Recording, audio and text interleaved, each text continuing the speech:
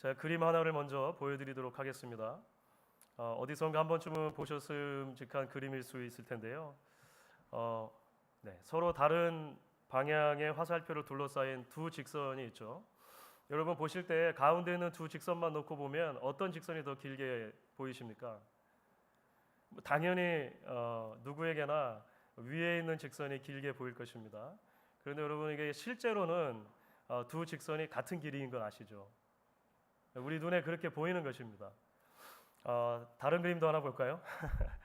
다른 그림 보시면 그 알파벳이 잘 보일지 모르시겠는데 위쪽에 A라고 있는 박스가 하나 있고 중간쯤에 B라고 있는 박스가 있어요. 놀랍게도 A 박스하고 B 박스가 정확하게 같은 색깔입니다. 정확하게 같은 그 명도를 가진 회색으로 되어 있어요. 이건 MIT 공대 교수가 만든 그림이라고 하는데 그렇습니다. 도저히 우리 눈에는 같은 색으로 보이지 않죠. 이런 것을 이제 착시 현상이라고 합니다. 그렇죠? optical illusion이라고 보통 말해요. 우리의 눈으로 들어오는 정보를 우리의 뇌가 해석할 때 일종의 인지 부조화가 생기는 것이죠. 그래서 그렇지 않은 것을 그런 것처럼 받아들이는 그런 현상이 사실은 생각보다 굉장히 빈번히 일어납니다. 그런데 여러분, 우리가 영적인 측면에서도 착시를 이야기할 수 있을 것 같습니다. 신앙적인 측면에서 말이죠. 진리가 아닌 것을 진리인 것처럼 생각하는 것입니다. 복이 아닌데 복인 것처럼 생각하는 것이죠. 우리가 이런 것을 일종의 영적 착시 현상, 그러니까 spiritual illusion이라고 아마 말할 수 있을지 모르겠습니다. 오늘 함께 읽은 이야기는 여러분 이제 미가 가정 이야기의 뒷부분으로 이어지게 되죠. 벌써 몇 주가 지났습니다만 여러분 기억나시죠? 사사기 17장을 열면서 우리가 미가 가정 이야기를 묵상을 해봤는데요. 무엇보다 먼저 두 명의 주요 등장인물이 등장했던 것을 보게 됩니다. 하나는 미가의 어머니고 다른 한 사람은 미가 본인이었습니다. 겉으로만 놓고 보면 얼마나 신앙적인 가정인지 알 수가 없습니다.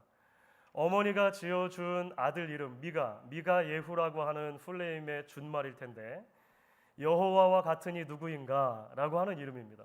이름만 들어도 너무 거룩하죠. 뿐만 아니라 이분들이 입만 열면 여호와, 거룩하게 하다, 바치다, 축복하다 이런 말들이 막 쏟아지는 가정인 것을 보았습니다. 그런데 말씀을 조금만 더 가까이 들여다보면 우리는 곧 알게 됩니다. 이들의 신앙이 사실은 무늬만 신앙이었다라고 하는 것입니다. 이들이 붙들었던 복음이 사실은 내가 복음이라고 하는 것입니다. 신앙의 이름으로 사실은 하나님의 말씀과 전혀 상관없는 욕망의 종교를 세워왔던 것을 우리는 보았다라고 하는 것이죠. 이제 오늘 말씀은 그 첫 번째 단락에서 이어지는 이제 미가 이야기의 후반부가 됩니다. 그런데 오늘 말씀 속에 새로운 등장인물 하나가 나타나게 되죠. 일자리를 찾아서 돌아다니는 한 레위인 청년이 등장합니다. 미가는 그 레위인 청년을 자신의 집안의 제사장으로 금방 고용하겠다라고 제안하죠. 이 레위인 청년은 그 제안을 금방 받아들이게 됩니다. 그래서 오늘 후반부를 보시면 이렇게 되어져 있어요. 11절을 보면 레위인이 이렇게 말합니다. 그 레위인이 그 사람과 함께 거주하기를 만족하게 생각했다. 지금 자신에게 이루어지는 상태가 굉장히 좋은 것으로 이 레위인 청년은 받아들였다는 것입니다. 미가는 어떻습니까? 마지막 13절에 보시면 이렇게 되어 있습니다. 이에 미가가 이르되 레위인이 내 제사장이 되었으니 이제 여호와께서 내게 복 주실 줄을 아노라 하니라. 자, 그런데 여러분 중요한 게 있죠. 이 모두가 다 착각입니다. 레위인 청년이 한 말이나 이 미가가 한 말이나 모두가 다 일종의 착시라고 하는 것입니다. 작게는 미가 가정이, 크게는 이스라엘 전체가 누군가 말한 것처럼 신앙의 이름으로 포장된 욕망의 시대를 살고 있는 모습, 그것을 그대로 보여준 모습이라고 하는 것이죠. 자, 여러분 그렇다면 조금 더 구체적으로 어떤 의미에서 이들이 지금 영적인 착시 현상을 겪고 있다고 말할 수 있을까요? 그리고 그것이 오늘 본문에 소개된 이야기가 오늘 살아가는 우리들에게 어떤 메시지로 다가온다라고 말할 수 있을까요? 여러분, 우리는 먼저 오늘 말씀 가운데 그려지고 있는 이 영적 착시 문제의 근원에 무엇이 있는가를 좀 살펴볼 필요가 있을 것 같습니다. 조금 요약해서 말한다면 지금 오늘 본문 가운데 펼쳐지고 있는 영적 착시 현상은 크게는 두 가지로 이야기할 수 있습니다. 하나는 물질주의고 다른 하나는 기복신앙입니다. 물론 이 둘 사이에 밀접한 관계가 있긴 하지만 조금 정리를 하자면 그렇다는 거예요. 레위인 청년의 영적인 착시는 물질주의와 관계가 되는 거예요. 미가라고 하는 사람의 영적인 착시는 기복신앙과 관계가 되는 것입니다. 여러분, 오늘 이야기가 이렇게 시작을 합니다. 7절과 8절 전반부인데요. 여러분 같이 한번 읽어주시면 좋겠습니다. 7절과 8절의 전반부까지 오늘 보시면서 같이 한번 읽어주시면 좋겠습니다. 유다 가족에 속한 유다 베들레헴에 한 청년이 있었으니 그는 레위인으로서 거기서 거류하였더라. 그 사람이 거주할 곳을 찾고자 하여 그 성읍 유다 베들레헴을 떠나 가다가 여러분, 본래 레위 지파는 다른 지파들과 조금 다른데요. 레위 지파에게는 지파 전체에게 일괄적으로 할당된 땅이 없습니다. 그러니까 다른 지파들은 일정한 한 지역을 지파가 거주할 수 있도록 분배를 받았는데 레위 지파는 달라요. 왜냐하면 제사장 임무를 감당하도록 특별히 구분되었기 때문에 이스라엘 여러 지파들 사이로 흩어져서 살았습니다. 그래서 흩어져 살면서 레위인들은 여호와 신앙과 관련된 공적인 임무를 감당하도록 부름을 받은 거예요. 그렇다면 레위인들은 어떻게 먹고 삽니까?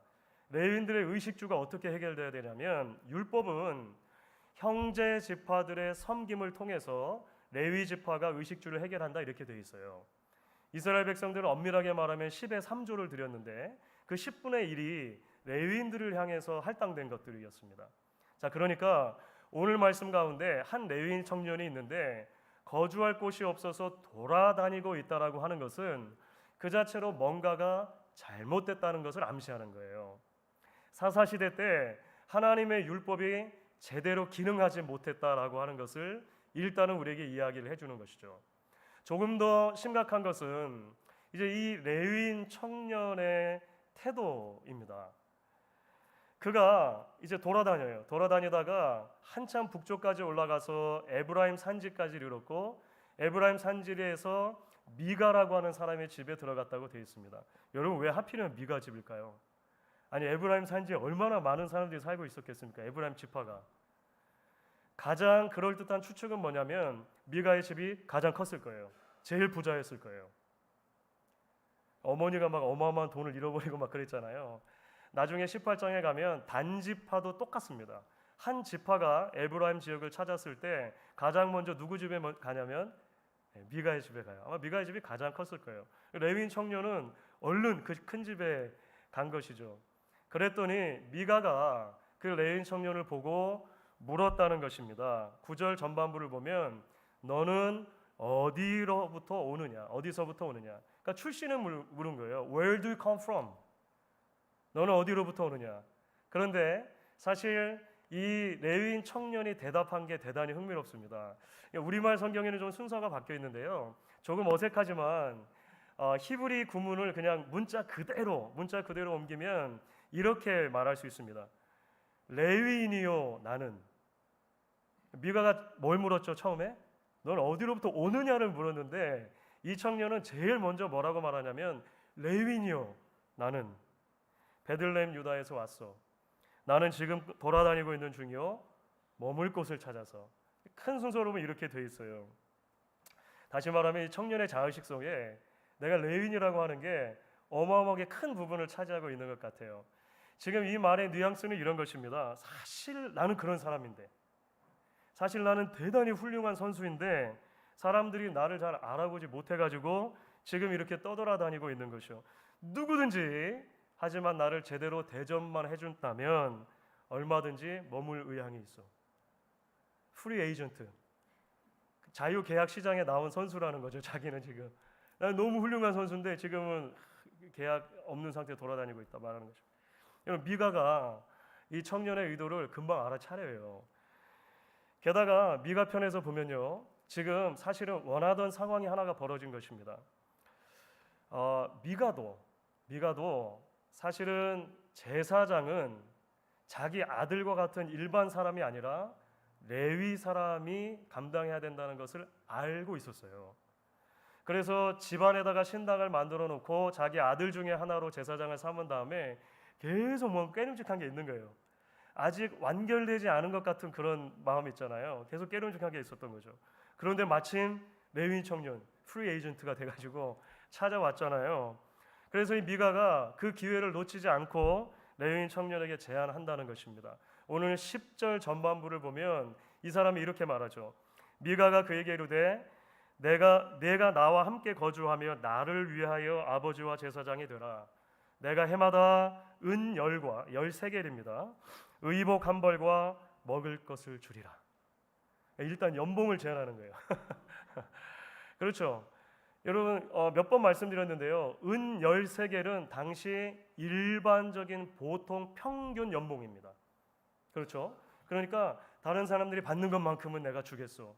거기에 더해서 의복과 먹을 것을 주겠다는 거예요. 그리고 지금 우리 집에 머물라고 했잖아요.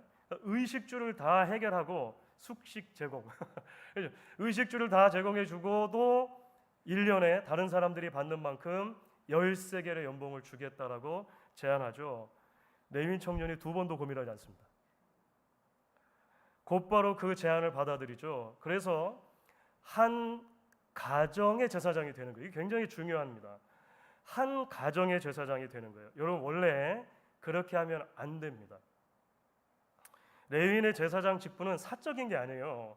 이스라엘 공동체 전체를 위한 공적인 사역이어야 하는데 지금 돈 때문에 한 가정에 사사로운 제사장이 되는 것입니다.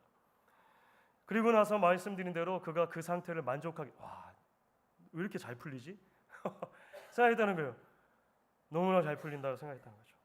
여러분 하나님 나라에 썩지 않고 그 영광스러운 가치가 물질주의로 치환돼 버리는 순간입니다. 미가는 어떻습니까? 말씀드린 대로 그동안 계속 뭔가 깨름직했었는데 오랫동안 고민했던 신앙 문제가 해결됐다라고 믿었던 것 같아요. 그래서 말하는 거예요. 13절이었죠. 레위인이 내 제사장이 되었으니 이제 여호와께서 내게 복 주실 줄을 내가 아노라. 나는 이제 확실하게 여호와께 복을 받고 말 거야. 왜냐하면 레위인이 제사장이 되었으니까. 신앙의 관심이 어디에 있습니까? 복이라고 하는 단어가 사실 훨씬 큰 거예요. 그렇죠?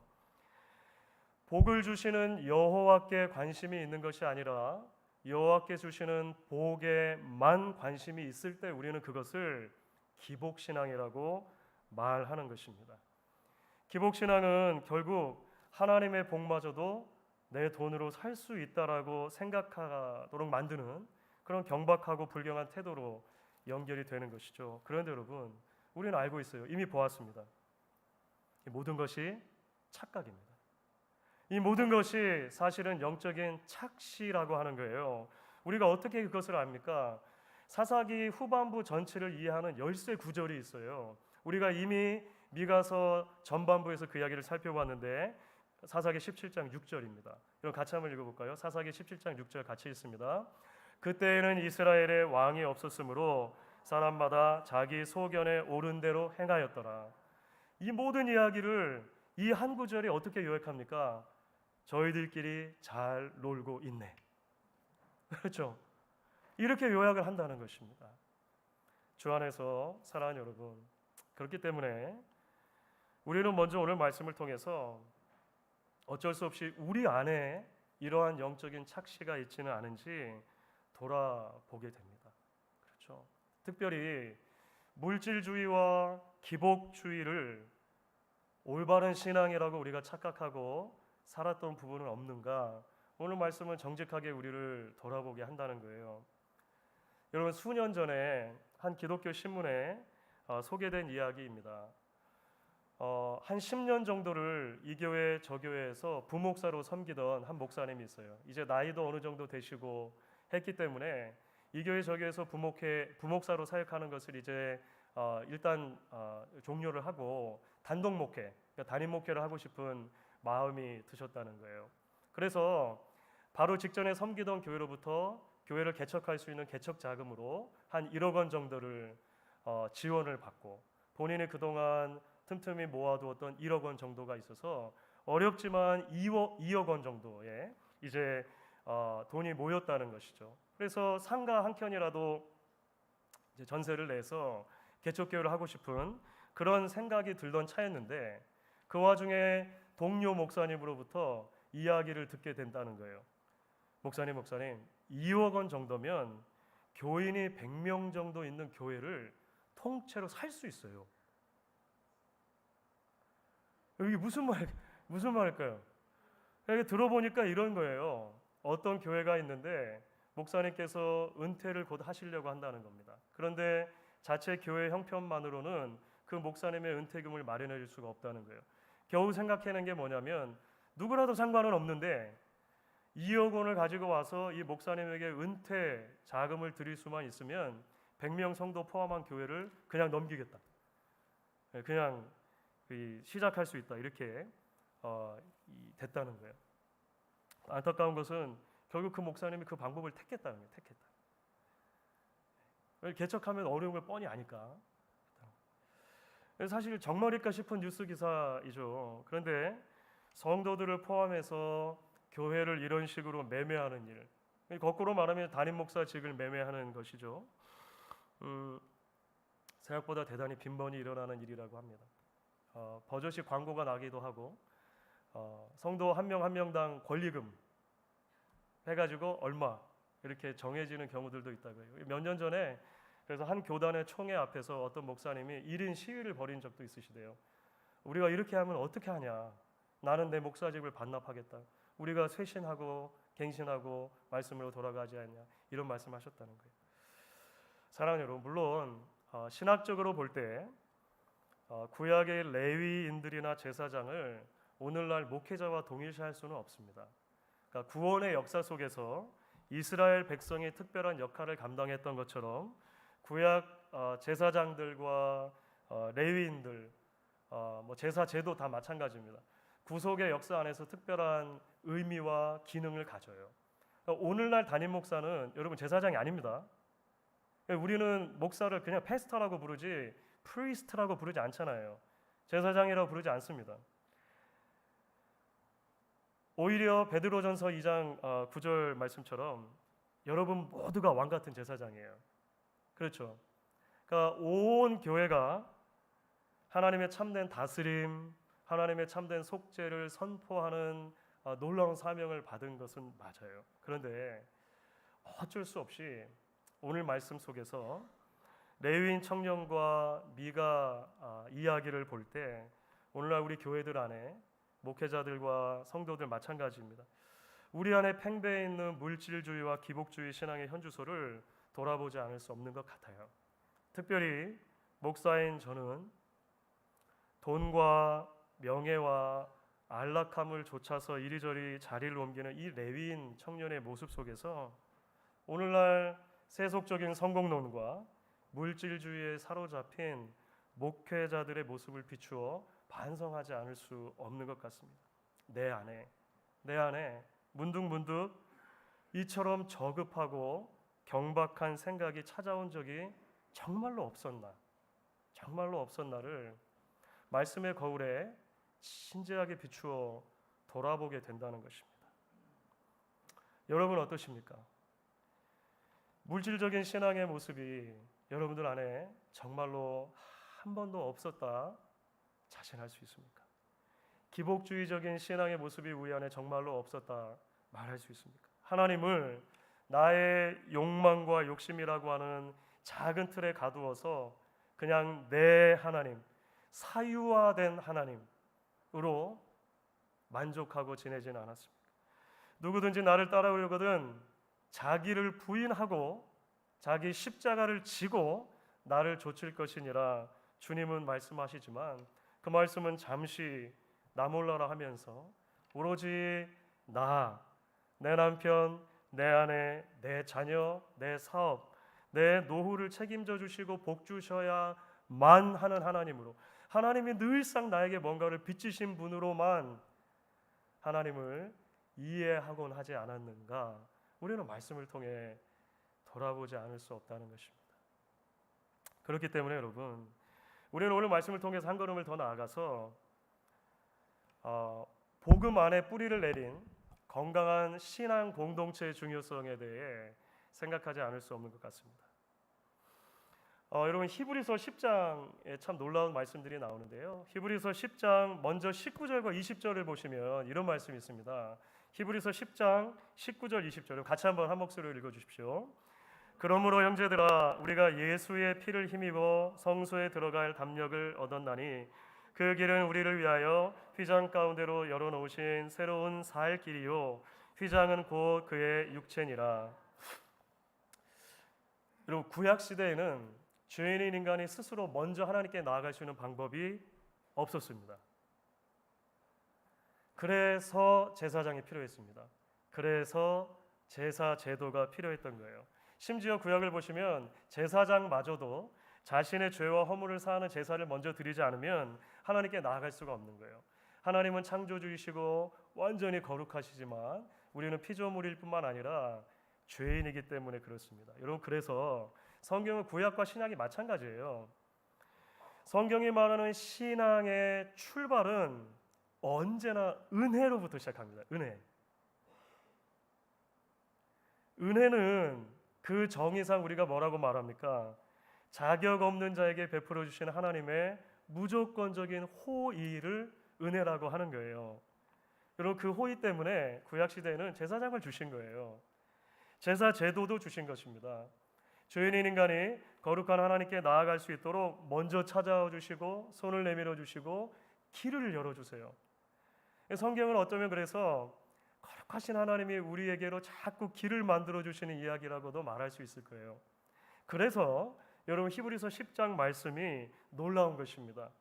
오늘 함께 읽었던 히브리서 10장 말씀은 뭘 말하는 거냐면 그 은혜가 결국은 the way, 그 길이신 아들 예수 그리스도를 우리에게 보내주시기까지 하셨다는 것입니다.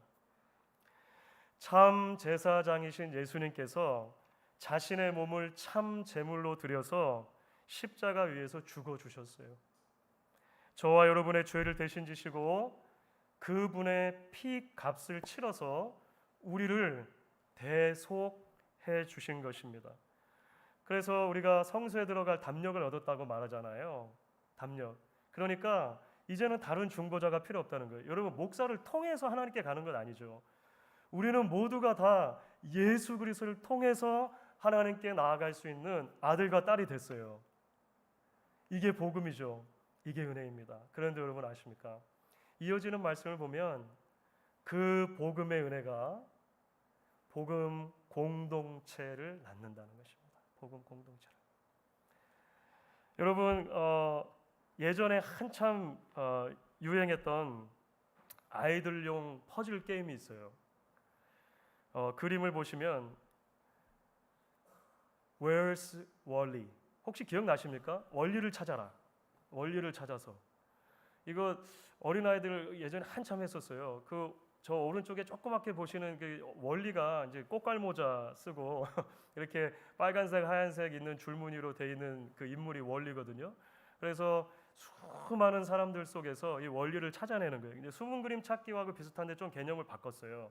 그래서 막 해변가에, 시장에, 뭐 어디든지 막 여러 사람들 중에서 원리를 찾는 거예요. Where's Wally? 원리를 찾아서. 그렇죠. 그런데 몇 년 전에 그 더 뉴요커라고 하는 그 신문에 한 카툰이 실렸었거든요. 너무 제가 흥미로운 카툰이었어가지고 스크랩을 해두었습니다. 잘 보이실지 모르겠는데 흑백으로 돼 있어요. 가운데 앉아 있는 게 그 유명한 원리예요. 근데 그 원리가 어느 바에 앉아가지고 술잔을 막 기울이면서 이렇게 말하는 거예요. 원리가 뭐라고 말하냐면 Nobody ever asked How's Wally? 이게 무슨 말이면 이런 거예요. 원리가 어딨냐 Where's 원리를 다 찾다가 원리는 어떻게 지내지? 라고 안부를 물어본 사람은 아무도 없다는 거예요. 하우스 원리라고는 아무도 안 물어봤다는 거예요. 사랑하는 여러분, 복음은 복음 공동체를 낳아요. 그런데 이어지는 히브리서 말씀을 보시면 이렇게 되어 있습니다. 히브리서 10장 24절 25절 우리가 잘 알고 있는 말씀입니다. 같이 한번 읽어주십시오. 서로 돌아보아 사랑과 선행을 격려하며 모이기를 패하는 어떤 사람들의 습관과 같이 하지 말고 오직 권하여 그날이 가까움을 볼수록 더욱 그리하자. 여러분, 서로 돌아보아 사랑과 선행을 격려한다는 게 무슨 말일까요? 이것은 where를 넘어서는 how에 관심을 가지는 거예요. 김 집사님이 어디 있지? 이 권사님이 왜 이 섬김의 자리에 있지 않지? where를 묻는 것에서 끝나지 않고 사랑하는 형제 자매의 how에 진정한 관심을 가지고 물어봐 주는 거예요. 정말로 건강한 신앙을 계속해서 유지하고 있는지, 혹은 영혼의 깊은 어두운 밤을 지금 지나고 있는 것은 아닌지, 예배와 섬김에서 멀어지고 있는 다른 이유는 없는지 how를 물어보는 거예요. 마음을 쏟는 것입니다. 한 걸음 더 나아가면 영혼의 파수꾼으로 함께 서는 것이죠.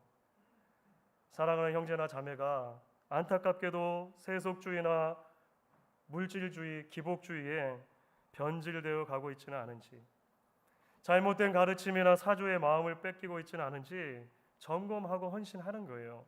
우리는 모두가 다 그런 공동체로 부름받은 것입니다. 제가 13년 전에 부임하고 얼마 되지 않아서 그런 말씀 드렸을까? 혹시 기억나시는 분 계십니까? 주은재 목사가 앞으로 10년, 20년이 지났을 때 조금이라도 변해 있다면,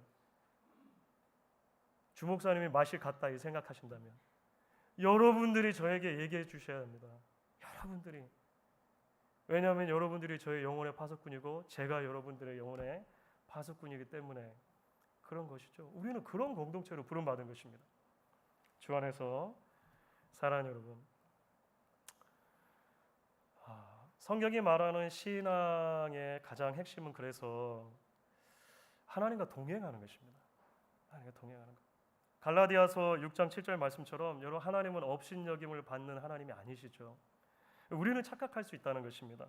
우리가 하나님을 마음대로 부리거나 내가 원하는 수준으로 끌어내릴 수 있다고 생각하지만 하나님은 그런 하나님이 아니시죠. 여러분, 우리의 유일한 소망은 이렇게 허물 많고 이렇게 연약한 죄인들을 긍휼히 여겨주셔서 자기 자신을 낮추어 우리에게 오시는 하나님의 은혜의 소망이 있는 것입니다. 그래서 그 은혜를 정말로 경험한 사람들에게 한결같이 나타나는 공통적인 현상이 있죠. 그 주님께로 우리도 날마다 가까이 가는 것입니다. 우리가 함께 불렀던 찬송가 433장이 그거죠. 우리에게 어떠한 허영, 어떠한 세상 생각이 들 때 우리가 주님께로 가까이 갈 수 있게 해주십시오. 고백하는 것입니다. 하나님의 은혜로 오늘 이 자리에서 함께 예배하는 사랑하는 성도 여러분, 매일매일 그렇게 예수님 안에서 하나님께 나아가기를 멈추지 않는 저와 여러분들이 될 수 있기를 소망합니다. 우리 교회가 그런 복음 위에서 서로 돌아보아 사랑과 선행을 정말로 격려하는 공동체, 그리스도의 몸으로 동시에 하나님의 권속 가족으로 계속해서 건강하게 세워지는 교회 될 수 있기를 주의 이름으로 축원하겠습니다.